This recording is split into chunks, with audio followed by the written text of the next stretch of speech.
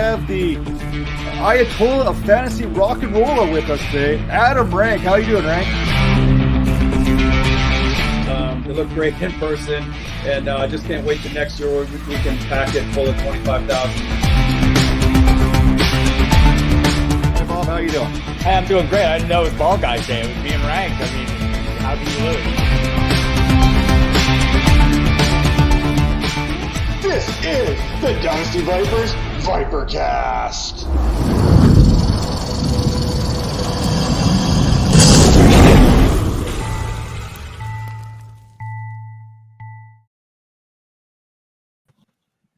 Hello,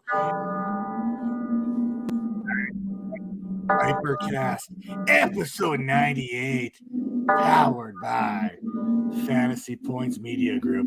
Joining me today at Major FF, Mr. AKA Tie-Dye Guy, and Turd Ferguson. Welcome once again to the show.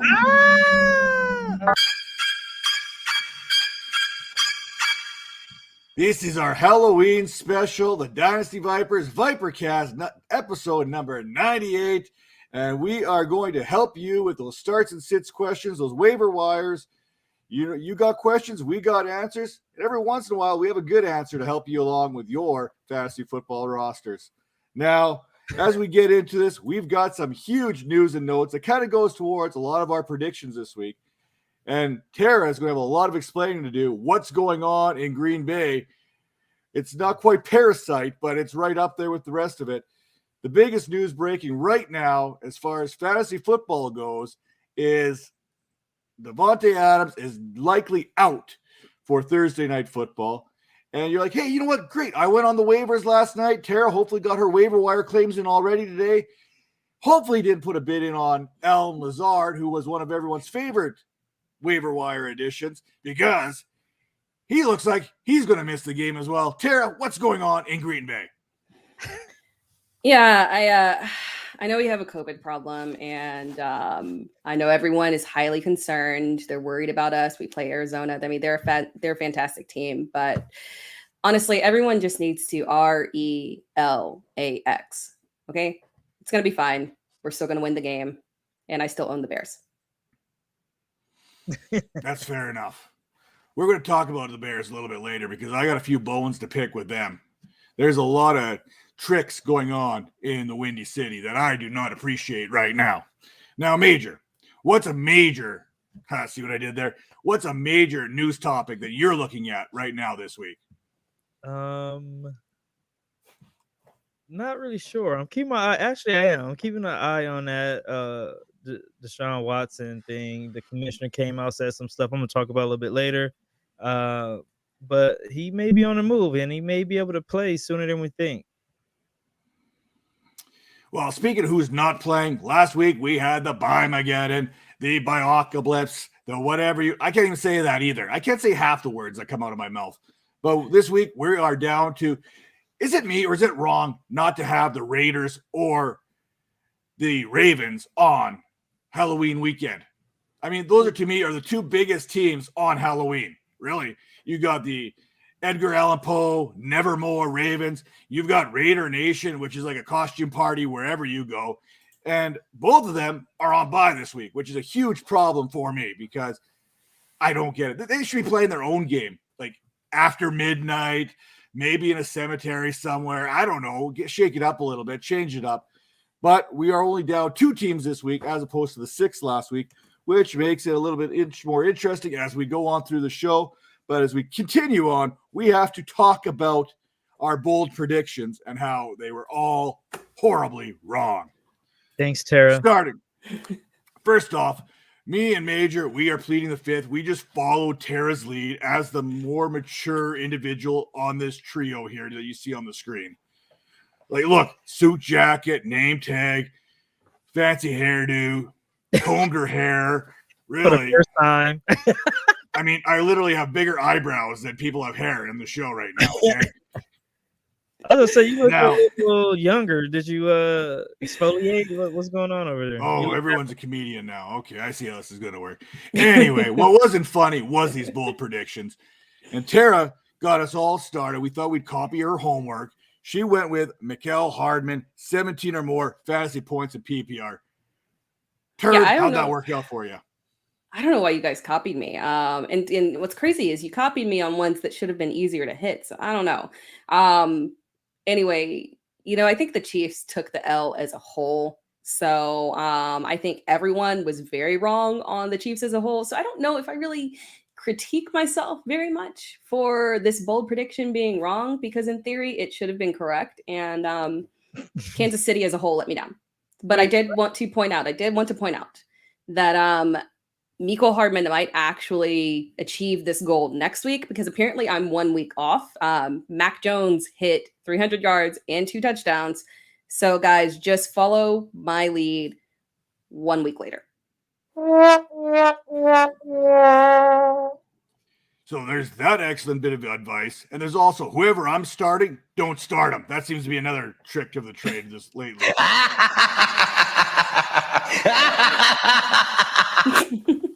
Now, Major, you were the first one to copy her homework. In fact, I think you were actually writing your bold prediction down as she was saying her bold prediction with a little schoolboy snicker in the corner there.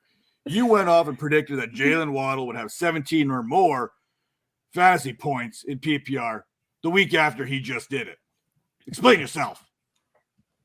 I mean, he could have had it again. All he needed was a touchdown. I was golden. He had a pretty good game, but it's Tara's fault. I'm just going to blame it on her because she didn't really do her homework right. So, I mean, he did hit it the week before, so you're just you were a week behind. You're a week behind. I see. Good logic. Well, speaking of never being early or late, I had another bold prediction that was a complete mess again this week.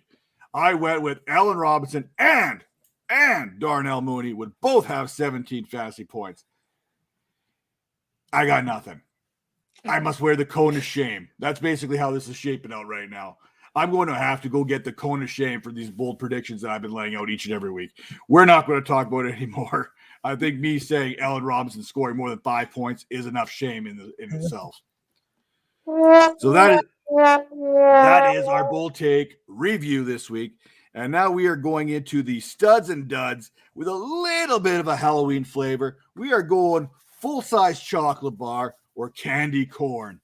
Now, full disclosure, I absolutely love candy corn. I was one of my favorite. Oh, absolutely. Oh my goodness. But here's the kicker. I can only handle so much candy corn. And then it becomes okay, let's put this stuff away. We were done with this. But I do like candy corn, a little bit of a sweet little, takes that edge off, if you know what I'm saying. Now, Tara, who was your full-size chocolate bar last week? It's got to be Tua. I mean, what a fantastic performance from a fantasy perspective. Maybe not for the Dolphins, but I do think he is deserving of his starting spot. God, give Tua a chance. But good for him. Good for him. I mean, he is to sit there and listen to all these trade rumors. Tua's not good enough. Tua's the issue. We need Deshaun. When is there really much that's going to change about that team if Deshaun is there? I mean, he's a fantastic quarterback, don't get me wrong, but we've seen him in a defunct organization. Miami needs to fix themselves. Deshaun's not going to fix them. They got to fix their problems as a whole. But I'm going to talk about Tua. Good for him. He went 32 of 40 for 291 yards, 4 touchdowns, 2 interceptions, but also had some yards on the ground. Overall, a fantastic performance from him. And I know it's against Atlanta.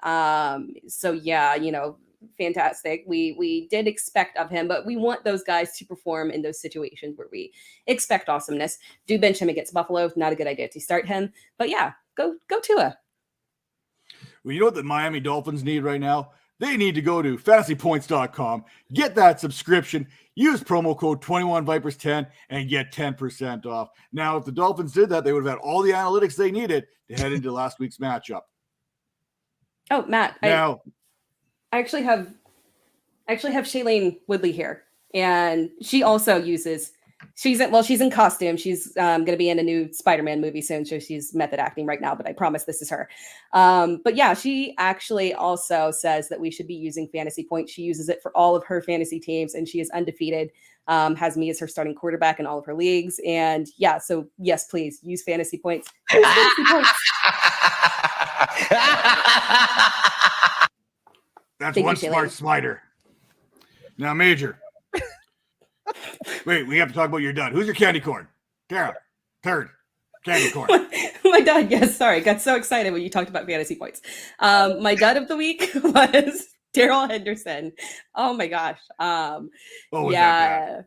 Oh boy, I was so wildly disappointed. I mean, playing against Detroit, we expected him to have a good game. And in my head, I knew obviously the whole Matt Stafford and Sean McVay revenge game was going on, and obviously they were going to air out the ball. But I really, even if you look at it, 15 carries for 45 yards, even if you say, hey, 15 carries, you should have done more than that. So horribly, horribly disappointing. Detroit's run defense is awful. So yeah, but it's going to turn around.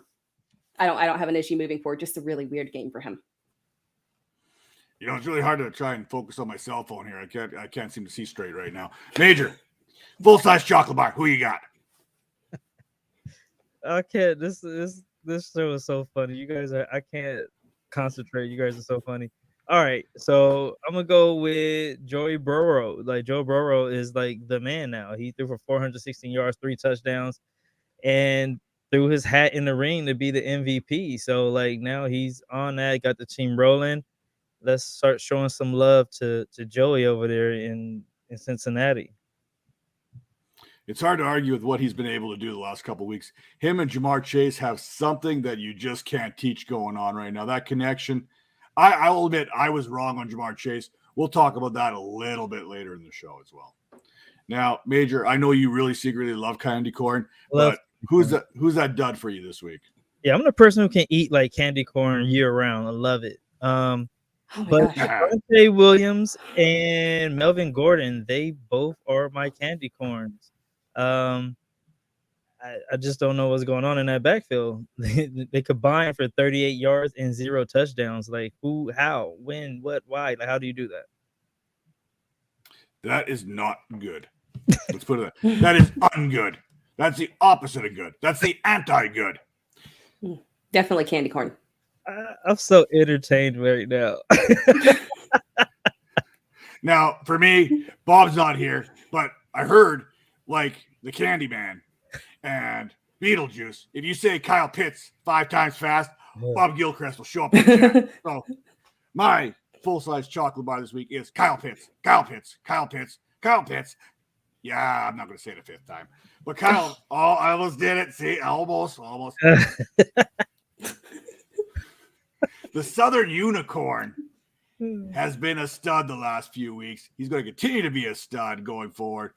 Man, what more can we say? If it wasn't for Jamar Chase, Kyle Pitts is right there in the conversation of rookie of the year and everything that he's done. A little bit of a slow start, but man, can he finish? And he's been finishing strong all year long. Now, I mentioned candy corn. I like it. I like it off the get-go, but I get tired of it. So my candy corn is Allen Robinson. I kept believing in Allen Robinson. Week 1, week 2, week 3, week 4, week 5. You see this pattern we get in. The definition of insanity is doing the same thing over and over and over again, expecting the same results or expecting a different result. The result hasn't been different. It's been the same result each and every week. Allen Robinson, you're dead to me. We'll talk more about you later because this is going to be my anti-Allen Robinson show. Now, we got to get into full disclosure. This is where we talk about our hits. We get to do a little victory lap, and we have to talk about our misses because, let's be honest, only in fantasy football and the weather can you miss as much as we do and still get praised for when you hit on something. It's basically like a child that you set the bar really low on. Yeah, sure, they color all over the walls and decorate things with their finger paintings, but once in a while they do something nice, and you're like, oh, good job. And that's how we go with it. That's basically parenting. Trust me, I'm a gnome. I know this kind of stuff. So, Tara, full disclosure, who was your hit? Who were some of your misses back in week 7? I'll keep it to one hit. Although that doesn't mean that I didn't have multiple hits. Okay. But absolutely. Major, who apparently hit like 50,000 home runs this week. Hey. But my hit is Daniel Jones. Daniel Jones is one of my I advocate for him as a streaming quarterback all the time when it makes sense, except for when he gets a concussion. Don't start him after he gets a concussion. And when he plays the Rams, that's not a good idea as well. But other than that, I mean, he is a perfectly streamable, sometimes QB1, borderline QB1 quarterback. And he had a great week against a team that might need to reevaluate some things, and is coincidentally one of my misses of the week. Yeah, I was wrong about Carolina and Sam Darnold. Boy, I was wrong.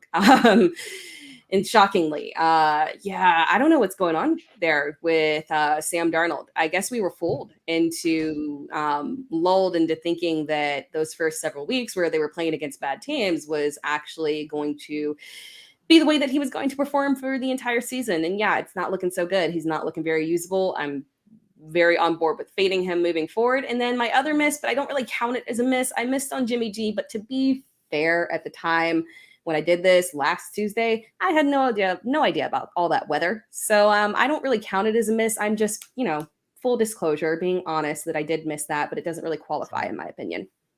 It's a miss. Fair enough. Now, the way I look at it there, I had a train of thought. I forgot where I was going. I had something very important to add into this whole conversation. I was even going to look right over at you and explain my point of view, but I completely forgot where I was going. Major, pull yourself together here. We're trying to run a professional show. Now, this is the best thing I've ever seen, right? Now, like Tera, Major, I'm sure you had 5, 6, 12, 24 hits this week. But can you probably keep it down to 1 or 2 and kind of discuss what those were? Not really. I'm just gonna keep. I was right pretty much on everything. I said play Chase. He went 2 touchdowns, like 1,000 yards in one game. Waddle is the only one that didn't score, but he still put up 80 yards. Mo Ali Cox scored a touchdown on tight end day, our national tight end day. Christian Kirk got into the end zone. Bateman got into the end zone. So I'm giving you guys the winning key here. For my miss, I went with Mark Andrews. National tight end day. He only had 48 yards, but he had a really bad fumble in the game. And you can't do that, especially on National Tight Ends Day. Well, I'm going to tell you right now, I was hitting more fades than Kobe this week. I'm telling you right now. I said fade Tyler Lockett. Mind you, I say fade Tyler Lockett every week, so I hit every week. That's how I said make sure to fade Devonta Smith against the Raiders because the Raiders have not only allowed one 100-yard receiver this year. Deontay Johnson back in week 2. That was a hit. Now, I said Joe Mixon, he would be the RB3 this week. I really had high hopes for Joe Mixon. That offense in Cincinnati has been next level. Unfortunately, he was the RB25. He did manage 11.9 fantasy points, but that's not going to get you RB3 status, so I have to take the L on that one. But, you want to pump up Jalen Waddle, but you know who scored a touchdown that game? You want to know who scored a touchdown that game? Matt Collins. Yeah, who called that? This guy right here. He called it. And I even did that in my Kings Classic League. I threw him in my lineup. Now, that's probably not saying a whole lot about the rest of my lineup, but I hit on that one. And Kenyon Drake found the end zone again. Another good call for this guy right here. Yeah. I don't know why that's so funny to me. I can't stop laughing. That's all right. I still can't see the show sheet here at all. I'm squinting really hard. But now we are going. This is the best time of the year. We've got football and we've got Halloween going on. You know those bleachers, those stands, they're going to be rocking in every stadium across the land. And we're going to take our first tour Thursday night, Turd Ferguson. You're going to talk about your Packers taking on the Arizona Cardinals. What do you got on this one? Obviously, being Aaron Rodgers, Turd Ferguson. I felt compelled to pick the Green Bay and the Arizona game. And you know what? I'm going to step out of my character for a second so I can be honest, because if I was being Aaron Rodgers, I would obviously be super positive and pumped out about this. But I'm low-key a little bit concerned as Tera right here. Honestly, I'm not entirely sure what direction this game is going to head in, because the loss of Davante Adams with COVID is massive. On top of that, we've got Alan Lazard as well, who would have been the lead receiver more than likely, which is not saying really much, but he's not going to be able to play as well. We've got MVS that could be returning off of IR, but I don't know if they were really planning for that before Davante Adams went out. I think it was kind of, that information was kind of roughly around the same amount of time. So I'm a little bit concerned of what he'd actually be able to contribute.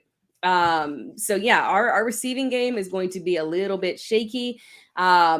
To that point, obviously, my big person, obviously, I am starting Aaron Rodgers no matter, unless you are in a shallow league and you've got Aaron Rodgers and Dak Prescott as well. If you've got somebody better for sure. But you do kind of have to start Aaron Rodgers here. But the person who I'm most excited about in this scenario would be Aaron Jones. I think he's going to become the de facto target leader in all of this. There are other receivers that we can have in there. I mean, I think we'll have Eyukman St. Brown that's going to be on there. Then we've got the name is slipping away, but we did have a receiver that did pretty good in preseason who'll be coming off COVID IR as well. But I think that Aaron Jones is going to be the one who really benefits from all of this. I think he will be a PPR god this week, and it'll be a nice bounce back game for him, even though Arizona is very tough against the run. So it might not be a ton on the ground, but I think he's going to get a lot of targets to really push him into being that solid RB1 territory after a little bit struggle for the past week or so. But when you flip it on the other end, obviously, you do want to go with Kyler. You do want to go with Chase Edmonds as well, who had a nice bounce back game. Green Bay's run defense is not fantastic, so he should have good opportunity as well. If you need to, and you're a little needy, we don't have a lot of teams on bye week, but you could go with James Conner again with the run defense being so terrible. So on top of that, you do want to start DeAndre Hopkins. Outside of that, I would also go with Zach Ertz. But beyond that, I'm a little bit concerned that people will be starting Robert Tonyan. It is an option if you're desperate, maybe you're a Waller owner, but other than that, he's my trick of the week that I would be kind of staying away from, because I don't think that performance from last week will repeat. I'm still a little bit concerned with him. And see, I was kind of going, I like Tonyan as a start this week based on no one else to throw the ball to. You mentioned that young guy there. I think it was Malik Taylor. Does that sound familiar? Malik, yes. Mm-hmm. So let's give you get the DFS here. Put your DFS hat on. Would you, if Malik Taylor is healthy and Valdez-Scantling's obviously out, who do you like more as a low key play here? Because in DFS you kind of want to separate yourself from the masses. What about Amari Rodgers or Malik Taylor?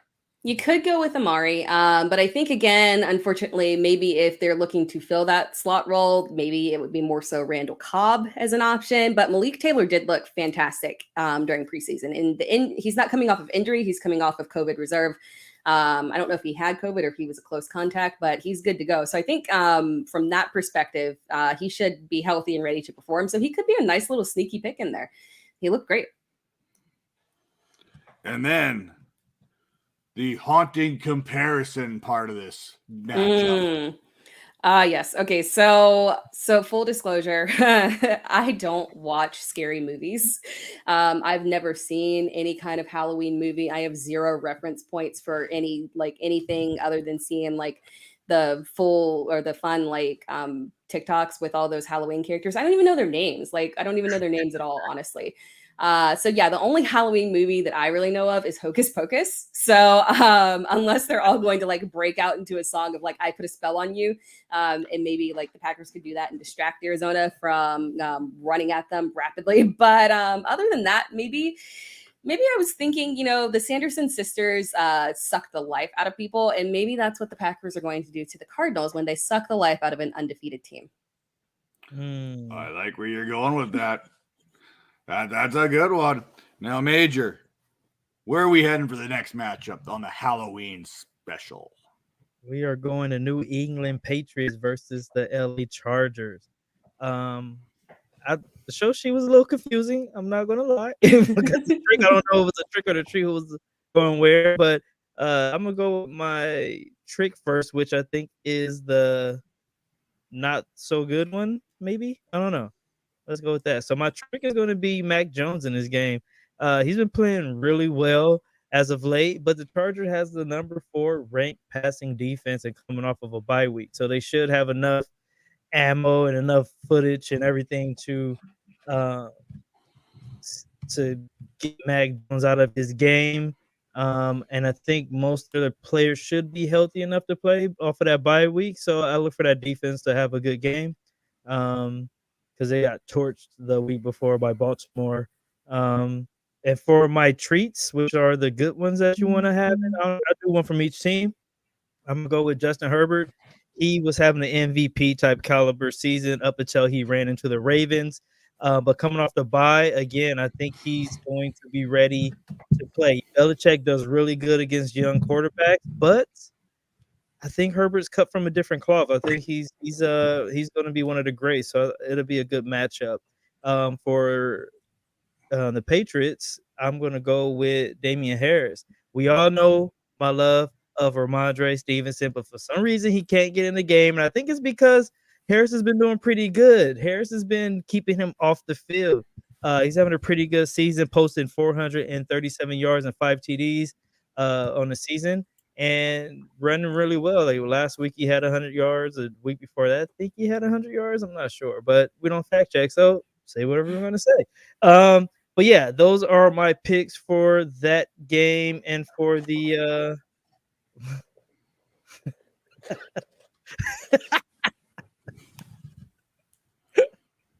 I can't do. You got to take the mask off. I can't do this show. Trust me, it doesn't get it doesn't get any better underneath this mask.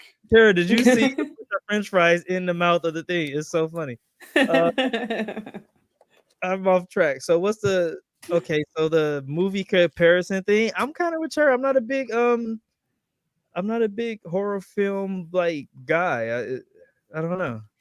So I went with Michael Jackson Thriller because this game is going to be a thriller. See what I did there? Belichick is going to send all the zombies and monsters at Herbert and Eckler, and they're going to dance their way around. Why is it so funny to me? I don't even like laughing as much. Thank you. Yeah, so they're gonna dance. They're gonna dance around to get that W. But that was some pretty good dance moves, man. I'm not gonna lie, man. Good job. I am an expert when it comes to the bar stool shuffle. As soon as I stand up, I got no rhythm. It all disappears. This is as good as it gets. I think it's your now, Major. That troll face is the funniest thing to me ever. But go ahead. The people want to know which fourth string running back will have a bigger impact for the Patriots from this game forward. Will it be Ramondre Stevenson or will it be Brandon Bolden? Do not make me choose. Come on.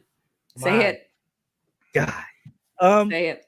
I am going to go with Ramondre Stevenson because he's going to get some playing time eventually. Like, someone's going to get hurt in that backfield. Always happens. They have the revolving door going on in that backfield. And as soon as he gets on the field, like full time, he's going to show everyone what I've been telling you guys. And I'm going to look like a genius here. I'm surprised Matt didn't take this opportunity to like make a Damian Harris joke with me. I'm very surprised. Well, I thought I'd let you have that low hanging fruit there. I'd rather take a shot at the fifth string running back being better than what his third string running back was. But, you know, it is what it is. Now, I'm going to try and get through this next portion because I literally can't see what I have written down. My Halloween special. As a kid, there's so many kids that dress up as cowboys. There's some kids that dress up as Vikings. So I figured, hey, why not? Let's go with a little bit of the Vikings versus the Cowboys this week as my matchup of the week. tricks and treats aplenty. We know there's going to be some full-size but here's the thing. Here's where I have a trick. Amari Cooper is going to be the trick. Basically, Amari Cooper is like getting too many chocolate bars out of a house that you know should be giving a full size. You know the houses. You go every year. You map them out. You go, okay, that's a full-size chocolate bar house. That's a full-size chocolate bar house. And you get up there and they give you an Amari Cooper. 2 of them, 2 little mini. No, that's not good. Amari Cooper is a trick this week, as far as I'm concerned. And then we talk about treats. You're talking about Dak. I think Cousins is going to be a nice little treat this week as well. Then you got Elliott. You've got Dalvin Cook. You've got Adam Thielen. You've got Justin Jefferson. You've got CeeDee Lamb. There are so many beautiful treats in this matchup that you can get it behind. Now, I'm going to try and this is where it's going to be hard because I actually wrote a lot here. Plus, I think I have even comments on this one. So this is going to make it really difficult. First off, I'm going to give you a free one. If you're looking for a good comparison for a movie, maybe this week's Jaguars versus Seahawks matchup, let's call this child's play because a lot of the 80s horror movies were so bad, they were actually good. And that could be the Seahawks and the Jaguars this week.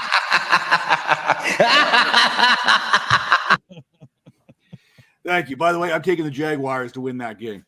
Now, for me, this game turns into the nightmare before Christmas. You get 2 for the price of 1 here. Both the Cowboys and the Vikings, they're fun for fantasy. It's almost like combining Halloween and Christmas all in one game. Dak is basically the king of Halloween. He travels north to a Christmas town. Heck, even Halloween town is a fantasy world. And Dak will be handing out presents all night long. Touchdowns to CeeDee Lamb and Elliott, you get a couple. And who knows, maybe Cooper gets in there too. I got to cover my mouth next time when I have a cough. That said, for me, nightmare before Christmas turns into the beautiful game that is going to be the Dallas Cowboys and the Minnesota Vikings. Now for the next part of the show, waiting patiently in the background, has no clue what he's walking into. He's probably looking at the gnome at the top of the screen going like, what am I getting into? Making his debut with Spitz Picks, a little bit of waiver wire action. He's going to come and drop down some knowledge for you. Mello, how you doing? You there, Mello? Well, there we go. First of all, because I can't hear you guys. I don't know what's going on with the sound here. We can hear you. We can hear you. You're good. You can hear me, but I can't hear you. Go ahead. Just go. I guess he can't hear us. That's all right. We'll cue him in the background here. So Mello's going to be dropping in here a little bit of his picks here. I'm going to let him know right away. It's echoing. Yeah. There we go. I think he's got his listing on there. So, Mello, when you're ready, let her rip, buddy. Give us your waiver wire picks for week number 8.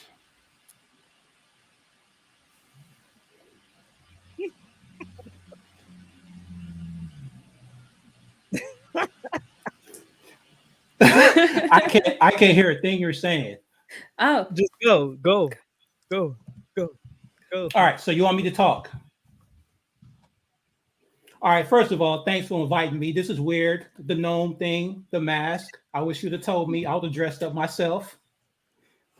All right, so I have my waiver picks for this week. I heard Tera earlier mentioning something about Robert Tonyan, somebody that she's going to stay away from. Well, who else is Aaron Rodgers going to throw it to? Right? Who else is Aaron Rodgers going to throw it to besides Robert Tonyan or Equanimous St. Brown? There are literally no wide receivers in Green Bay. So if you are desperate, pick up Equanimous St. Brown, not with the waiver claim. Wait for all the waivers to clear and grab him late as a free agent and stash. I would not advise you to use him as a waiver claim. We're done with By-Mageddon. Whoever made up that crazy nickname should just go somewhere with that. That's Thank you. I can't even say that name. There's a few players who you might find available on your waiver wire. Somebody like Jerry Jeudy or Michael Gallup, because people have been desperate when they got injured and dropped some of these guys. Short bench leagues. These guys might be available. Check out your league. Check out your transactions. They might be sneaky. They might be available. Khalil Raymond. Detroit Lions, always losing. And I think they had a lead against the Rams for the first time the entire season when they scored first. The game script is always against the Detroit Lions. Khalil Raymond came into the season as what? The number 4 wide receiver? Tyrell Williams, injured. Rashad Perriman, castaway. Equanimous St. Brown's little brother, not getting much love. Who does that leave us with? TJ Hawkinson, the running backs, and some guy named Khalil Raymond. Khalil Raymond has been doing this thing. Do not sleep on him. Do not sleep on him or pass on him because he plays for the Detroit Lions. He's going to get you some money in the PPR league. Lastly, for wide receiver, I did have Alan Lazard. Now, do not be afraid to pick up Alan Lazard as a free agent because he is out on COVID right now, but he's just a close contact. That does not mean that he has COVID. If he's vaccinated, he could post 2 negative tests before this next game, and they can activate him in time for the Thursday night game if he's vaccinated, right? There haven't been any reports if he's vaccinated or not. So keep your eye on Alan Lazard. Tight end, Jared Cook might very well be available. And you guys were talking about Justin Herbert earlier in this podcast. Justin Herbert is looking like the truth. Every quarterback who we think is the truth has a tight end who is their favorite player, who's their blankie to pass it to. Jared Cook is that guy. People have been passing off on him like he's a nobody. With the Saints, he was a good player. With the Packers, he was a good player. With the Raiders, he did good. He's doing good again with the Chargers. He's like top 12 tight end right now. Running back wise, big shout out to Dearness Johnson. Huge shout out for what he did last Thursday night. Nick Chubb is coming back. So what? The Cleveland Browns is a running football team.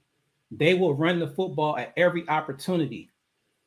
That is a 2-man backfield. Nick Chubb will probably get 70% of carries. Dearness Johnson will probably get 30%.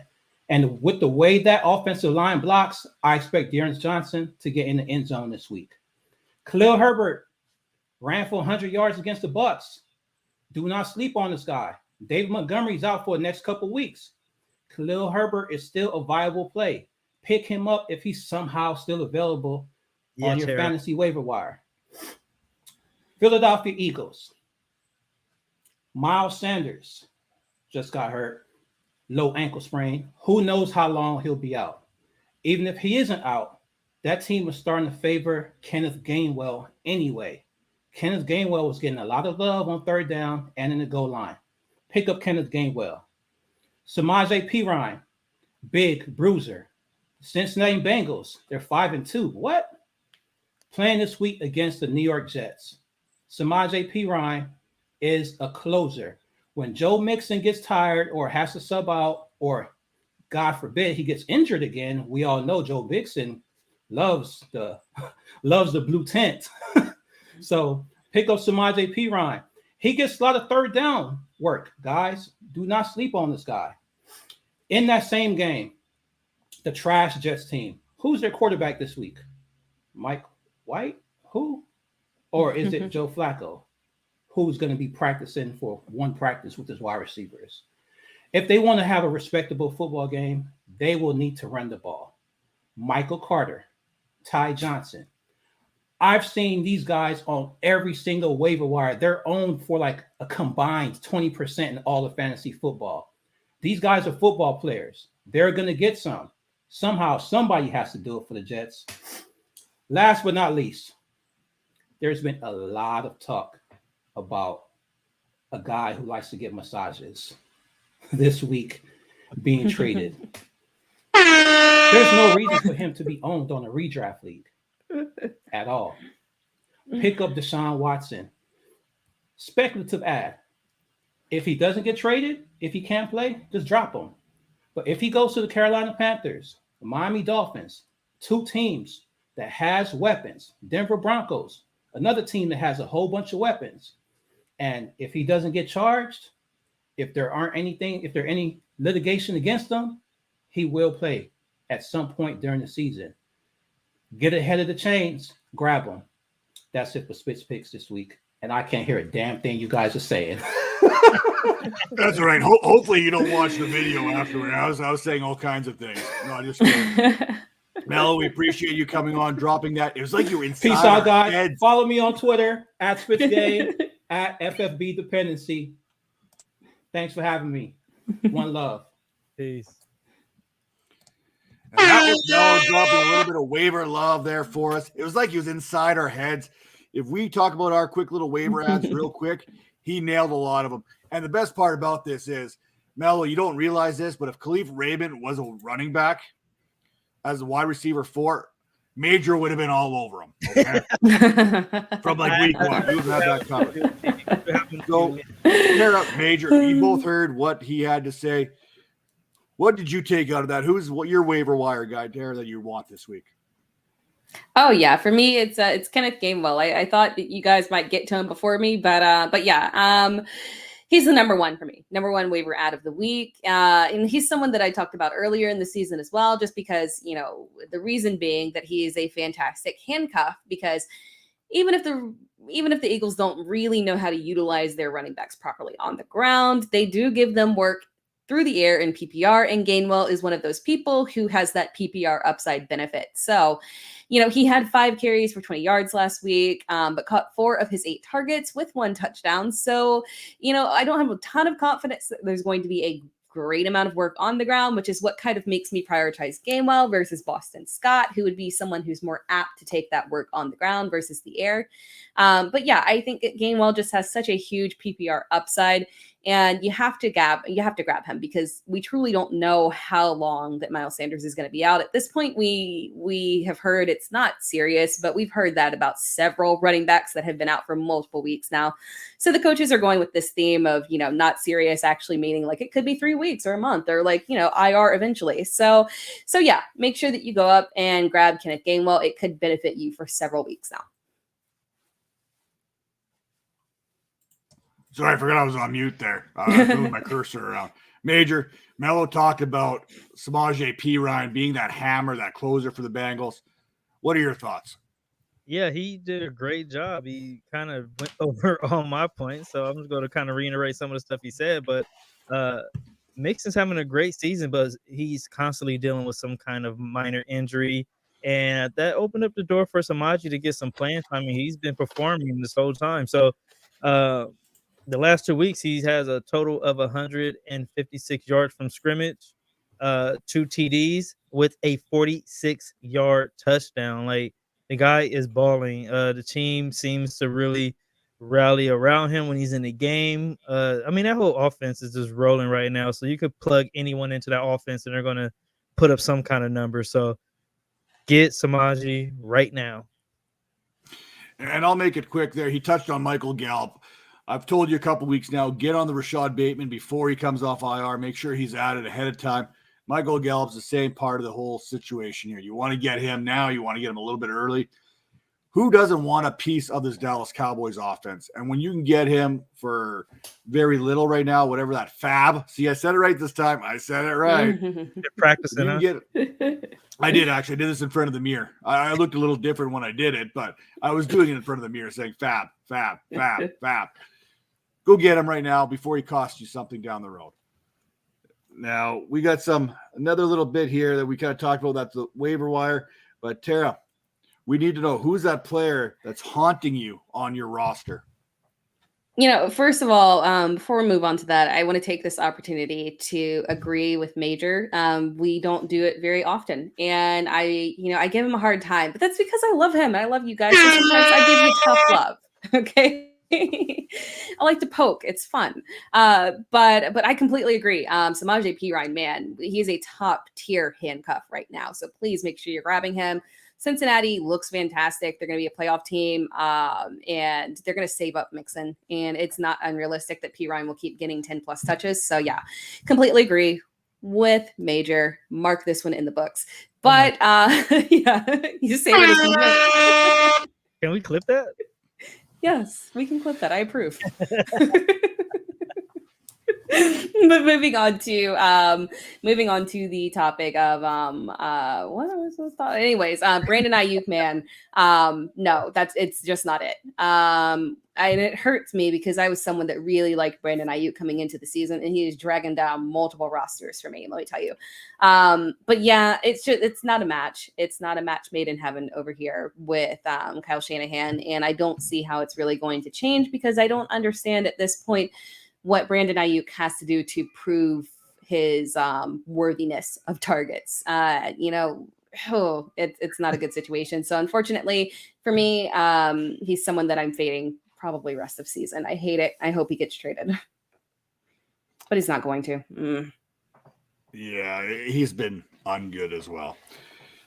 Major, who has been haunting you and your fantasy rosters? Before I do that, because we're talking about Brandon Ayuk, I just got a trade. I want to get you guys' opinion on it. Let's see here. So I have Nelson Aguilar, a 2022nd fourth and a 2022nd fifth for Brandon Ayuk. Aguilar, a second and a fifth for Ayuk? No, a fourth and a fifth. Fourth and a fifth makes it different. I mean, in Dynasty, I would do it. I'm willing to hold on and wait it out. In redraft, he's hurting me, but yeah, in Dynasty, I'm holding on. No, I have Ayuk, so I'm gonna hold on. Oh, you have Ayuk, yeah. That's what I was feeling. Yeah. What do you think, Matt? I think you have to hold on to Ayuk at this point because Nelson Aguilar doesn't turn the needle for me at all. The fourth and fifth pick, what are you going to get? The 2022 class is not as great as some of the other classes that we've talked about. There's some good, solid pieces in the draft, but fourth and fifth round, even in a good draft here, aren't really going to very seldomly hit for you. So you're looking at Nelson Aguilar for Brandon Ayuk. I'd rather have Ayuk in the situation based on a little bit more upside. Both of them are going to disappoint you, just like candy corn. So here's a counter. Instead of having Aguilar, we switch and put in Henry Ruggs. Oh, I'd do it. Yeah. That's better. Yeah. I like Ruggs more than Ayuk. Okay, maybe I'll counter. No, you have to understand. Well, right now Ayuk's not giving you nothing. Let's be honest. Right. Henry Ruggs is going to be boom or bust for you. He's like top 20 in receiving yards right now. The Raiders' offense is an offense you want to get a piece of. They're doing really well. They're moving the ball really good. Derek Carr is top 3 in the league in passing yardage. You got to go and get yourself some Henry Ruggs in that situation. I would definitely make that move. Nice. Thanks for the advice, guys. You guys This rock. is a face you can trust. Now, who's haunting you? I have to go with my guy, another one of my favorite running backs, Antonio Gibson. I don't know what's going on. The last 2 weeks, 0 touchdowns, and he's only averaging 47.5 yards a game. I don't get it. They're not throwing him the ball. They're not really handing him the ball. It's like, is he injured? Is he not? Is the team even good enough? Like, it's a lot going on right now for him when it looks so good at the beginning of the season. Thought he was going to be a top 5 back, top 10 at least, but at this point, he's not even worth having on your team. Or, I mean, I would try to trade if you can. Try to trade now, but yeah, that hurts me because I was early on him. I actually picked him up in a lot of drafts, like late in drafts. Like he was like the one I was like brushing my shoulders off and patting myself on the back to everyone. But now it looks like it's kind of coming full circle and slapping me in the face, you know? Yeah, unfortunately with him, the problem is that it's not an injury you can heal. So it's not like he can't like heal this season. So it's not like he can take a few weeks and like then come back. He's just gutting it out and playing through it. So yeah, I agree with you. Yeah. So many haunting players out there. So many disappointments. But is anyone more disappointing than this? Is the Allen Robinson show, by the way. Is there anyone more disappointed than I think he's wide receiver 65 in standard, wide receiver 60 in PPR.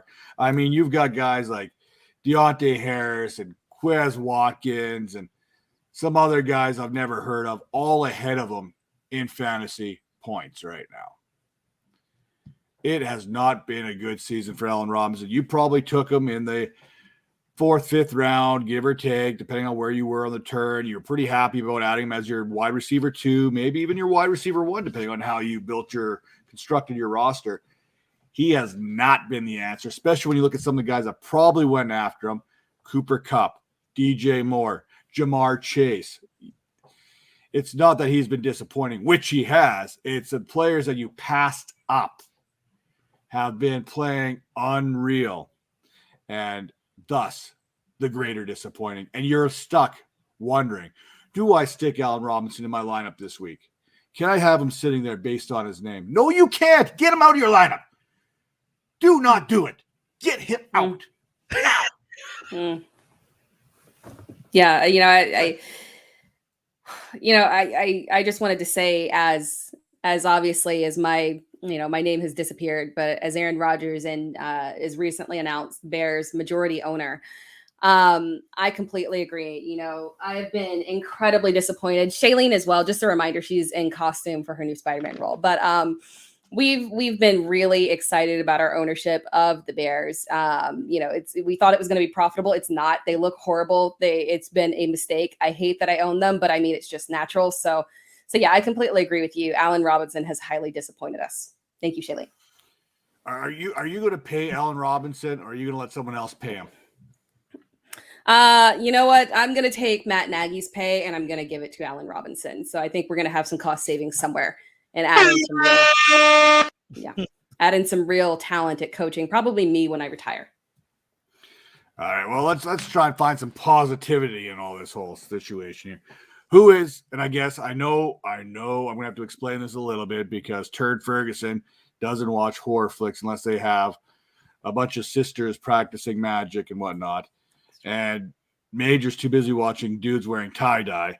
So who is the Michael Myers player that comes back from the dead and absolutely kills it the rest of the season? Tara, who you got? I talked about, I guess it was, a short death last week, but I talked about it earlier. Daryl Henderson, man, highly disappointing, but I think he's fine. He will be resurrected, especially this week. He has got a fantastic matchup against the Houston Texans, I believe. And it's just going to be, they've got a horrible run defense. Chase Edmonds had a great rebound game against them last week. So yeah, for me, it's going to be Daryl Henderson, who I expect to have a really nice bounce back game. Major, off to you. I'm going with Justin Herbert. The last time we seen him, he had a rough outing against Baltimore, only putting up 195 yards, 1 TD, and an interception. He will bounce back versus the New England Patriots. This is going to be like his, because he kind of forgotten. He had a bad game, bye week, and then Joe Burrow popped up in an MVP race.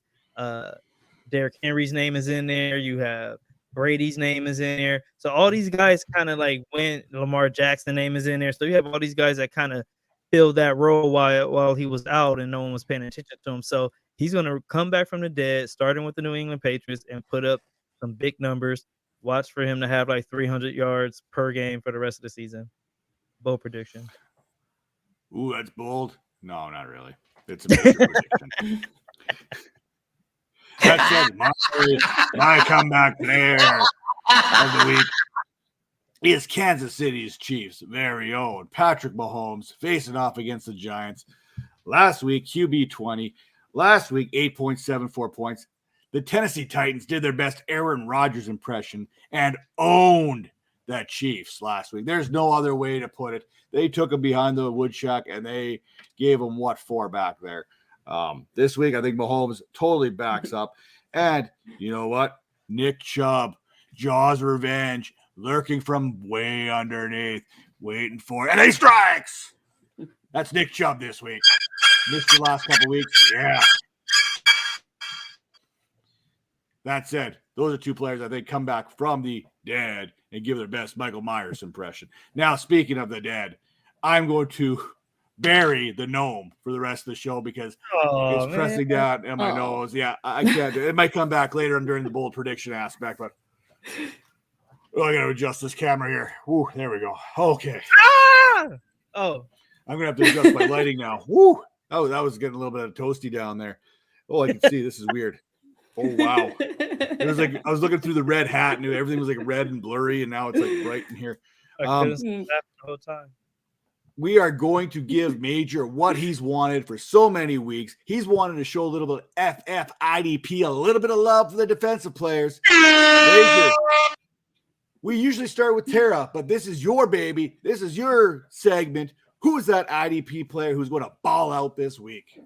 You got to go with Darwin James. The guy is a baller. When he's not hurt, he's one of the best players in all of football. He's put up 50 tackles this season, and he's going to be busy stopping that New England run because the Chargers have a pretty good pass defense, but their run defense is one of the worst. So he's going to be running around, chasing around Harris, and hopefully Ramondre. Like he's going to be chasing these guys around trying to get these tackles. So he's a tackle monster. Look for him to have about like 10 tackles this game. Now, Tera, over to you. Looks like you're giving us a little bit. Are you giving us a 2-for-1 here for IDP? I am. I had to go with anyone against the Jags. It made sense right there. And I'll rapid fire this because I'm assuming we're in the rapid fire-ish portion of the show. But yeah, Bobby Wagner. I predict double-digit tackles for him versus the Jags, and then Quandre Diggs as well. I think he'll get an interception. And as long as you've got good points for interception, I'm in a weird league where you get like 2 points for interceptions, and I get all excited, and I'm like, that's not very fun. But but yeah, Quandre Diggs as well, interception against the Jags. Now, Major, do you consider yourselves a true 49ers fan? Yes, I do. Can you please pronounce the name of the player that I'm putting out there for IDP? Because I can't say it. I can't speak English. He's Alshire. No? Alshire. Yeah. I'm not going to fact check because everyone's heard me speak, and I can never get anyone's name right. I still haven't said Tungavaloa properly all season since he's been drafted. You just did. Did I just get it? I don't think so. I heard it. No. He got it. That may be the closest I've ever been. That being said, you get yourself a running back. Yeah, or you get running back matchup here. Khalil Herbert there. He's been balling out. You know the Bears want to run the ball. You got Fred Warner there. You got Shire there. He's going to step up as well. I think he's a great play for fantasy football, especially when you're looking at IDP, especially if you're looking for a linebacker that's probably a little bit further back. Maybe he's owned, maybe he's not. Maybe you can find him on the waiver wire. If not, I think this is a big week for him. Now, like you two mentioned, we were kind of trying to speed roll this here, a little bit of rapid fire, which means take twice as long to answer the questions as normal. And we are going to creep it real. We're going to keep creeping it real. Which player needs to disappear from your lineup? Not just haunting your lineup. Just get on out of here. Take your popcorn bowl, take your candy apple, and go home. It's got to be Corey Davis and Jamison Crowder. Unfortunately, we talked about it earlier. We've got Mike White. I think, Major, you talked about it. We've got Mike White that, we don't, if you ask the vast majority of people, they would have no idea who that is. And then we've got Joe Flacco, because like you, Matt, I have a very hard time not saying Falco every single time when I say that because of the Replacements, one of my favorite sports movies. But Joe Flacco as well. I don't think that either one of these is really going to benefit either one of these receivers. I think we are going to see that increased run game. This was not rapid fire. My bad. Corey Davis and Jamison Crowder. I have to say that was pretty good still. That was pretty good timing on that one. That may be one of the quickest rapid fires we've ever had. Especially coming from Tera. Now, over to you, Major. Who's the guy that just needs to disappear? I have to say, Melvin Gordon, man. Like, we've had some good times. You've helped me win league, but it's not happening anymore. I'm just gonna run down his last 3 games yardage wise. 18 yards, 50 yards, 34 yards. Actually, another 50. If it wasn't for the first game of the season, he would be horrible. But it's just, I hate seeing running backs kind of age out, and I just think we're at that point, and it's kind of sad. But sorry, Melvin Gordon, gotta go, bud. That's like the old running back in you that says that. You know that, right? Yeah, it is. It's sad. There's very few things. Every week we make sure we mention guys like Jimmy Graham playing basketball and Mo Cox. Did you know he played basketball? Ryan Fitzpatrick, did you know that he went to Harvard?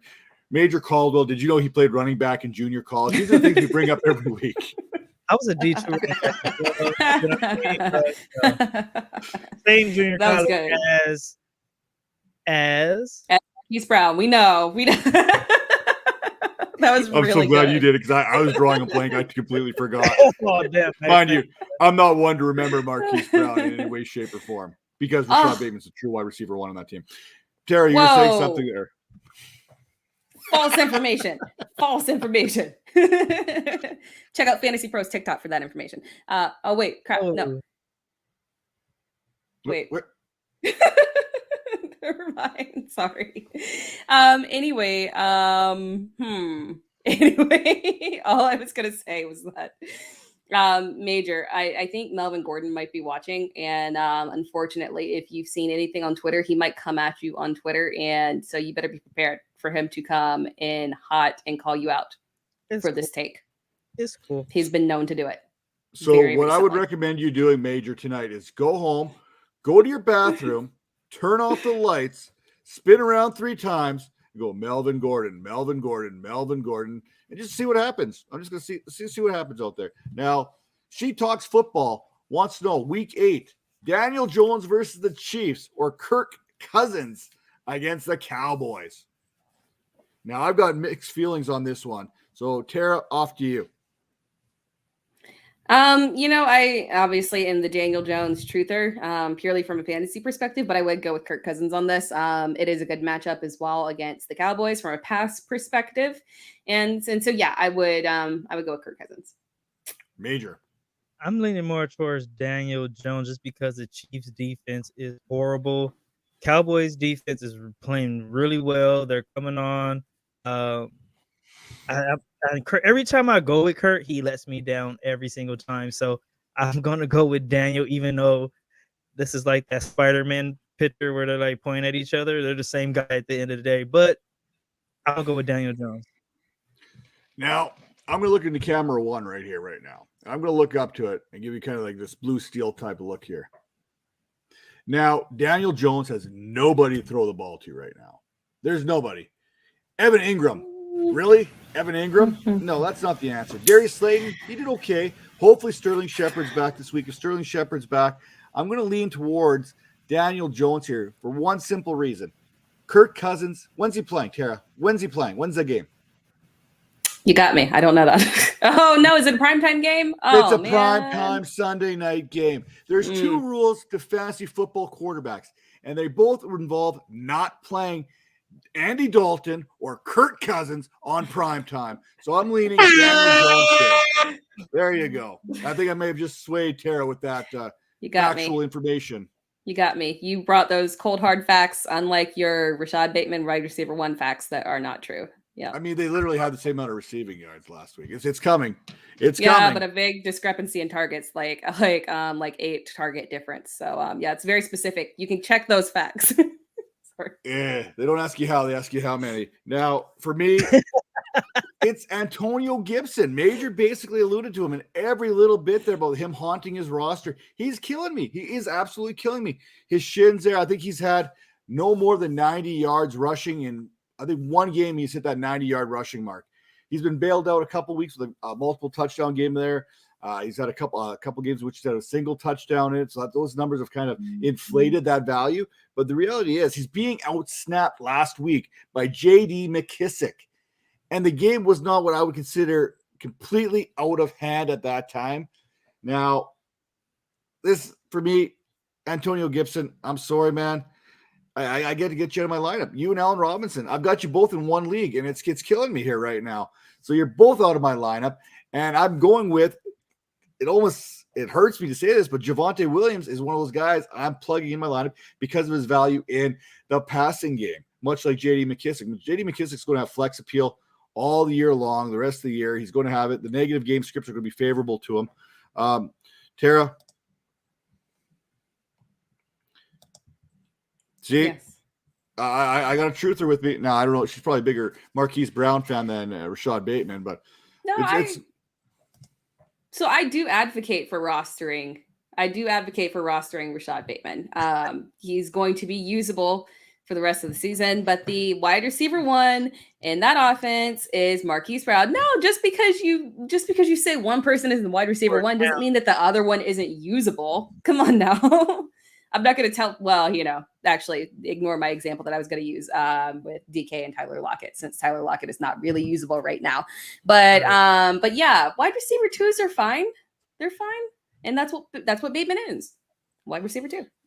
Now, Major, as a junior college running back, what would you say Tera's best position would be? I'm thinking with that back pedal right now, she'd make a great DB. She'd be a super DB. Why did she laugh so hard on that? I wasn't expecting it. I wasn't expecting him to bring it up again.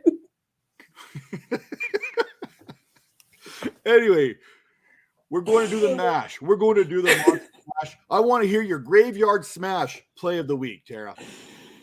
Oh man, my smash play of the week is super obvious one, but I feel like all of these are super obvious because it's smash play of the week. It is Josh Allen against Miami. You cannot go wrong there. Matt Ryan lit them up. Josh Allen will light them up. Definitely go with that. I mean, you're going with it, but wow, you're going to do fantastic. Major. I'm going to go with Joe Burrow. He's playing against the Jets, and I think everyone kind of eats against the Jets, and he's coming off a phenomenal game of 400-plus yards, 3 TDs. He's feeling himself right now. He's one of those players who plays better with more confidence, and that's what he has with that receiver core, with that running game. That defense is coming on. I think Cincinnati got something cooking. I mean, it's hard to argue Joe Burrow at any point right now. The only thing I do not like about Joe Burrow is he has absolutely found a way to destroy any value Tyler Boyd has right now. And I don't know if that's with his man crush, Jamar Chase. Maybe they got a little Cooper Kupp, Matt Stafford action going in. They go back to college. They probably have some frat parties back in the day or whatever you want to call it. They probably go out for a nice dinner now every once in a while. The way Jamar Chase and Joe Burrow are playing, it's like they go to breakfast, lunch, and dinner every week because that connection is unreal. And Tyler Boyd, he's like the guy in the swing set all by himself, swinging lonely. T. Higgins comes by every once in a while, gives him a push. It's sad. It's actually quite frightening. It's almost like Tyler Boyd. It's like dark. It's a little bit dreary, a little bit of fog, maybe a little drizzle, and Tyler Boyd sitting on a swing set all by himself. That's the image I get right now. Now, for me, my smash play of the week, my monster masher, is going to be the wide receiver one for the Detroit Lions, DeAndre Swift. Let's be honest right now. He's not really getting much run in the run game. That's not really the Detroit Lions style right now, but he is getting wide receiver-esque targets and touches in the passing game. He's basically giving you 50, 60 yards rushing. He's coming close to 100 yards receiving each and every week, kind of like Alvin Kamara light. And I'm not saying that lightly because DeAndre Swift is a beast himself. He gets the Eagles this week. The Eagles have been giving up all-purpose yards, all scrimmage yards to running backs all season long. This is not going to be any different, and this is why I think the Detroit Lions get that first victory of the season and knock off the Philadelphia Eagles. Now, we did have another mailbag question that came in. It was a trade question. And of course, it circles around Gibson. It circles around Bateman. What show of ours doesn't have these two guys mentioned multiple times? In redraft PPR, which side do you want? Antonio Brown, Antonio Gibson, or Antonio Bateman? No, it's just kidding. It's Rashad Bateman. Or would you rather have Tyreek Hill or Chase Edmonds? Major, I know you're a big 3-for-2 kind of guy. You like the volume. What side are you taking here? Am I predicting you correctly? Dynasty, I think you have it right, but this is redraft. I'm gonna have to go with Tyreek and Edmonds on Edmund on this one. Yeah, I mean Tyreek is not killing the game like he usually is. I mean it's kind of volatile. Either week he can be up, he could be the wide receiver 1, or he could be a wide receiver 4. You know, you never know. It's kind of streaky with him at this point. And Edmonds has actually been playing pretty good, so I'm gonna lean that way. Tera, Major surprised me there. He's taking the smaller volume here, the fewer players. Maybe it's because there's no RB4s included in this. Well, Chase Edmonds is pretty close, but Tera, what say you? My gut tells me that I want to fact check because I don't know if the difference between Gibson and Edmonds is really that great here. So then it becomes more of a difference between Bateman and Antonio Brown versus Tyreek. And we're talking redraft. Man.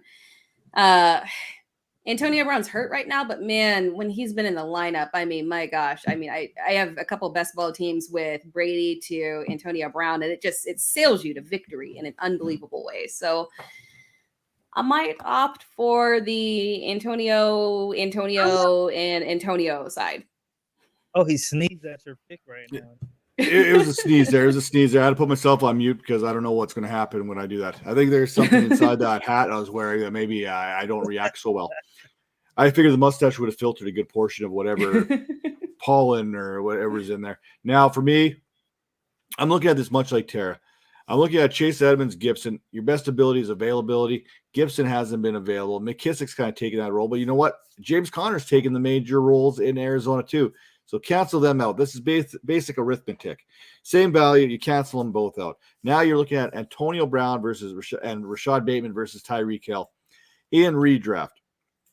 I think in Dynasty, this is even a closer one for me, but I'm leaning towards AB and Bateman because I think Bateman gets hot as the season goes on. And can Tyreek Hill win you a week by himself? Absolutely, he can win you a week by himself. But we've seen him have some down weeks as well. So for me, I'm going to lean. Give me the 2-for-1. Now this comes down to roster construction too. If you're looking at that where you need a little bit extra depth, absolutely swing for fences with AB and Bateman. If you're one player away, this is maybe where you go with Tyreek. Now moving along, we kind of talked about that monster mash with mailbag questions that are coming in. Make sure to get those questions in each and every week. Send us them. We answer them. Hit us up on Twitter. Hit us up on the comment section here. We'll get your questions on the show and we'll answer them live. Now, as we go here, make sure you want questions answered. There's my English coming out again. This is why Tara's a much better host than I am. Much more professional. Look at her. She's in a suit with stripes and everything. Now, little pop the top there. You want to be professional. You want that edge on your opponents, your league mates. Head to fantasypoints.com. Make sure to get that promo code 21Vipers10. Get 10% off that subscription. Get that edge. Analytics, bold predictions, game hubs, you name it, they got it. Head over to fantasypoints.com. Now we're heading into a part of the show where I'm pretty confident that nobody but me understood because that's pretty much how this show sheet's pretty much gone the whole time. Freddie, Jason, or Michael. Tara, if you were to pick one, which one are you picking? Who is the stronger play for you, Freddie, Jason, or Michael? I saw a really funny video on TikTok about Michael Myers, and so that's what I'm going with. I might share it on Twitter because it's hilarious. Michael Myers. Fair enough. Major? I'm going to go with the scissor hands guy, Freddie. All right, you go with Freddie. Well, I love how we have no context of horror films. Exactly. I know. It's really kind of disappointing on Halloween. Now, Jason did go against Freddie. There was Jason versus Freddie, a movie in which Jason actually won. So we know Freddie's out of this contest. Horrible movie. But as a hockey guy, personally, Jason wearing a hockey goalie mask, he's got my pick. But just to put a little perspective in here, for me, Jamar Chase is Freddy Krueger kind of thing here. You know what I'm saying? I see him in my nightmares each and every week. There's no doubt about it. He was my rookie wide receiver number 3. I had Devonta Smith and Jalen Waddle ahead of him in my ranks. I'm still comfortable in that prediction. I think both of them are fine. I also said that between the 3 wide receivers, they're all going to be fantastic wide receivers, and you're really finding what works best for your team. I don't know what we're looking at. My reasoning was I thought Higgins and Tyler Boyd basically limited Jamar Chase's ceiling somewhat. I think that was where the problem was going to be, where Devonta Smith and Jalen Waddle were going to be the clear-cut number 1s. And I passed on him in a lot of redraft leagues. We just talked about Allen Robinson, taking him. And I guarantee you, lots of people, actually everybody, no one took Jamar Chase in the first 3 rounds of a redraft. If you did, congratulations. If you took Jamar Chase, there's a good possibility you took him in round 6 or later. So for me, that is one of those haunting type of things. It's going to haunt me all season, especially in redraft. Now, we got one more here. I like this. Who should the Ravens target before the trade deadline? Tara, what do you got for it? Who should the Ravens target before the trade deadline? Do you really need to? Well, okay. I don't think you need to target anyone. I would keep rolling as is. I mean, yeah, you could target a running back, but is there really anything out there on the market that's really realistically on the market? Like, is a Marlon Mack going to come in and make that big of a difference? I don't know. Because I don't think they're going to change the usage. I like what I see out of the Ravens in terms of the way that they're attacking through the air and finally letting Lamar get that pass volume. So yeah, I don't change it if it's not broke, you know? I mean, keep it the way it is. I'm going to try and bring this back to hocus pocus for you. I really think by trading for Marlon Mack, the Ravens will suck his soul and become more youthful in their own appearance. Because right now you got Devontae Freeman, Le'Veon Bell, Latavius Murray. They need to be those. What are those sisters called? The Sanderson sisters. Yes. The Sanderson sisters. They need to put some bubbling cauldron kind of get together, get Marlon Mack there, give the old and become young again once themselves. That's what's going to help the Ravens go forward in that running game. Yeah, I'll give you Le'Veon Bell. Yeah, I'll give you Le'Veon Bell. He's a little dusty, but oh no, he's gonna come at me too. He's known to Twitter battle as well. No, cut that from the show. Cut that from the show. No, I love you, Le'Veon. Oh man, I'm done. No, Devonta Freeman actually, he doesn't look bad, y'all. He looks okay. He looks all right. And Latavius Murray's been all right too. I think they're doing it. I mean, they just need Lamar to run. I mean, what more do you need? What more? And I love that she sets us up perfectly, segues us into one of our next segments here because we're already over our show. We look good off the get-go. I don't know where it all went wrong. This happens. It was you. Anyway, sets us up with the trade talk. We're talking trades here. Trade deadline is next Tuesday. Get that right. Next Tuesday. I don't know when your league trade deadlines are.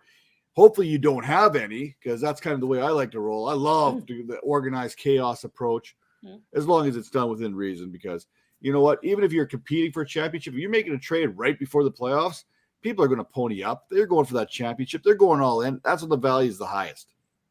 That said, we're talking NFL trades that are going to be beneficial for fantasy, what we would like to see here before next week. Tara, what's that trade that you want to see heading into week 9? The trade that I want to see and is never going to happen. It's Brandon Ayuk. Please free him. It's not fair. He deserves more. He is talented. Let him go. Kyle Shanahan, please. Can you imagine him in Green Bay? Come on. There you have it, Kyle. Listen to Tara. She wants you to free Brandon Ayuk. Now I got to try and get my camera ready because I've got all kinds of weird stuff going on here. But Major, who's that trade that you want to see go down? I want to see Watson go to Miami so I can get Watson to Waddle. I love Waddle. He was my wide receiver 1. Chase was 2. So I think he just hasn't had anyone to help him with his breakout like Chase has. Joe, Tua has not been that, or Brissett. They're not the ones. So we can have Watson throwing the ball. And plus, right before our show, Commissioner Goodell came out and downplayed that whole situation. The number one comment or the number one he said we have no reason to keep Watson from playing. He doesn't have all the information. He's downplaying everything. So to me, it sounds like they can get him on the field as soon as a trade is made. Back to you, Matt. Yeah, someone's got to do something about that. I'm not going to go in there. But the one trade I want to see is I like blockbusters. I love football trades to resemble fantasy football. And I'm going to do a trade that's going to help everyone involved, mostly Allen Robinson. I'm going to trade Allen Robinson to the New Orleans Saints for Michael Thomas. Boom. That's the trade I want to see go down. We know I don't think Michael Thomas is going to play again for the Saints. I think that's pretty much set in stone. The Bears, they don't mind wasting money. They don't know what's going on. No one wants to take on the Michael Thomas contract. It's horrible. It really is. That said, the Bears are not run very smartly right now, so I think they'd be happy to do that. Allen Robinson, he gets out of there. The only one holding Allen Robinson back is Justin Fields. Just saying, just throwing it out there. Don't come after me, but Allen Robinson, he's made guys like Blake Bortles look good, but somehow he can't make Justin Fields look good. Yeah, I was going to throw it out there. Send it to Jameis. Jameis will throw that YOLO ball up. They need some receivers. That could be some fun. That's what I want to see. I want to see Allen Robinson head to the Saints. Oh, I have a trade idea for you, Tara. So if we take Ayuk and trade him to the Jets for Denzel Mims, because they're both kind of like BL captive. Yeah, maybe they could get a nice fresh start. Yeah, exactly. You're right. That's like sitting around with your kids and they're like going through the candy and they're making some trades of their candy. You've seen it. You've all done it before. And all of a sudden, one kid's trying to trade a yellow peep to another kid for a blue peep. No one wins. They're both horrible candies. Or rockets. You guys have rockets? Rockets are horrible up here. Mm. I don't even know what that is. No, that sounds super Canadian. Sound like it very well could be. Hurt afterward, but yeah. It's like our maple syrup drops. Fantastic. No, I'm just making that up. I don't know if that's an actual thing. Now, it's that time of the show. We got about 10 minutes before our 90-minute limit comes up. Bold prediction time. Week 8. Someone's got to hit. We got to get some good news here. Tara, give us a bold prediction. Oh, wait. I see what your bold prediction is. Major, give us one that's actually going to work. Okay, I'm kidding. Tara, what do you got for us? I still stand by my comment. I go with bold predictions. Some of these predictions might be a little bolder than others, but you know what, man? We're probably all going to get it wrong anyway. So, but I have faith-ish that Geno Smith will turn it around against the Jags. I mean, if you're going to turn it around, that's a game to turn it around and get 20 or more fantasy points. Let's go. Let's get a win. That may have been the most fitting music to any kind of interlude of anything we've ever said. I can't wait to tell Tara that she was wrong once again next week. Now, Major, what's your bold prediction? I'm going Joe Burrow will be the QB1 of all the people.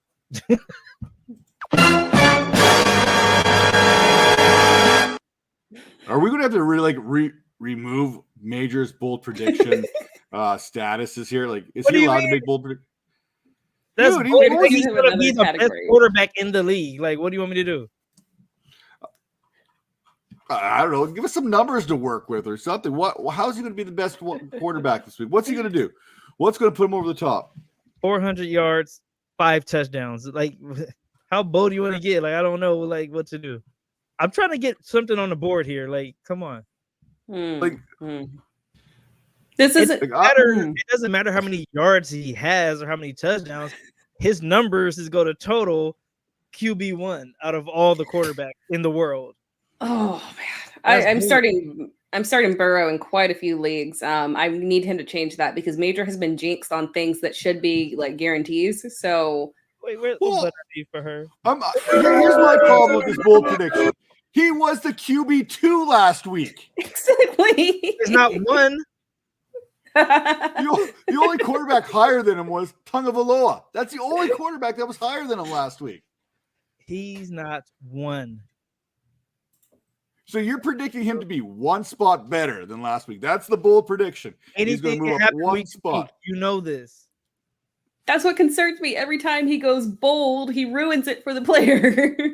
I need this. It's like the kiss of death. I mean, hey, you know what? That's fine. I'm going to predict that at least half the teams in the NFL this week win. That's going to be my bold prediction. What did not happen? And see, teams have tied before, so it could happen. You know, everything changes from week to week. Then we get to yours, so you can be wrong, and we can keep going. You know. But no, seriously, my bold prediction is the Lions beat the Eagles. They get that first win of the season. DeAndre Swift goes for 150 scrimmage yards or more. And Khalil Raymond goes for 1 touchdown and 70 yards. That's bold. Predictions in one have to all come together to get the dub. I think you don't know how to play this game. I think you try to lose. I don't know what, like, man, I don't know. I mean, I should have left it last week as Matt Collins scores a touchdown. Would that have been bold enough? I mean, if you would have said that, what's the receiver from Miami you like that if you would have said that would have been a bold prediction. If you said not Osborne, what's that guy's name? Matt Collins. Oh yeah, him. Yeah, there you go. That's more bold than this. This is just suicide. Okay. I wonder if I should like stand like this real quietly and Tara brings her kid on the screen if he'll be able to sleep at night. Just be like, ooga booga, ooga booga. He already like, questioned why I'm dressed up. He's like, what you doing? Like, where are you going? It's like, this is odd, lady. It's my new DFS get up. But with that all said, he's also wondering why I stole his Spider-Man. For sure, I was waiting for him to come and take it every time you pulled it out. I was like, yeah, he's coming soon. So to recap, bold predictions. Guys. Oh, go ahead. Bold predictions. Geno Smith, 20 or more fantasy points. Joe Burrow goes from QB2 to QB1 this week. You didn't have to say that. And the Lions, they beat the Eagles. And DeAndre Swift goes for 150 scrimmage yards. And Khalil Raymond has a touchdown and 70 yards is another bold prediction. That's like 4 things that have to happen. So actually, I'll change my bold prediction to Matt will not get his bold prediction. All right. Congratulations, Matt. You win. Yes. I'm going to nail it this week now. I hate both of you. Oh, but congratulations to both of you guys for doing this show with a straight face. You guys are professionals. I could not look at Matt without laughing. And the way that you had the Spider-Man in every one of your scenes and did it with a straight face, that is professionalism. I don't have. It was just too funny not to laugh the whole show. Thank you. I appreciate it. We appreciate it. Right, Shailene? Yes, absolutely. She was in Divergent. It was a fantastic movie series. I did not know you was a puppeteer or ventriloquist. One of them. Yeah, that could have worked. That could have worked creepily. They're creepy. Ventriloquists are creepy, man. Those dolls. They are. No thanks, man. That Arabella? Oh, no way. There's no way I'm touching that.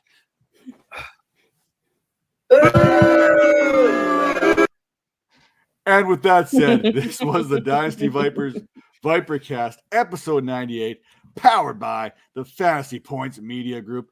Join us every Tuesday, 10 p.m. Eastern, right here on this station. Hit that link. And while you're here, make sure that you're hitting that subscribe button, hit that like on the video, drop comments in the comment section. We'll get to those each and every week. You can catch Tara on any platform that has the word awesome or fantasy in it. Tara, go around the horn. Just tell everyone where to find you and try and keep it under 22 minutes. Yeah. The best place to find me is best place to find me is on Twitter. It's Tara Time. It's what's usually there, but tonight I'm Aaron Rodgers. But yeah, you can catch me on Fantasy Pros, Fantasy Alarm, and now Awesemo as well. Doing live shows, videos, TikToks I mentioned at some point during the show. So yeah, just follow me on Twitter and I'll tweet it out. Major, let everyone know once again where they can find you every Sunday and what are you up to? You can find me every Sunday on Fantasy Points Extra Point Morning Show. But 10 a.m. Eastern time. Almost got it right. Yeah, but me and Nick will help you make money with these player props. If you want to make money, come and tune in. We give it away for free. It's awesome. And if you want to get there, make sure to go to fantasypoints.com. Hey, while you're there, enter promo code 21Vipers10. Get 10% off that subscription. That said, this is the conclusion of the ViperCast. Make sure, again, you tune in each and every week. There's videos here, new content created daily, weekly, whatever you want. Man, I've got new videos coming out. You can check those out. Hit the like button, hit the subscribe button. Appreciate your support. Appreciate each and every one of you guys for joining us here tonight. And until next week, trick or treat, eat your candy corn.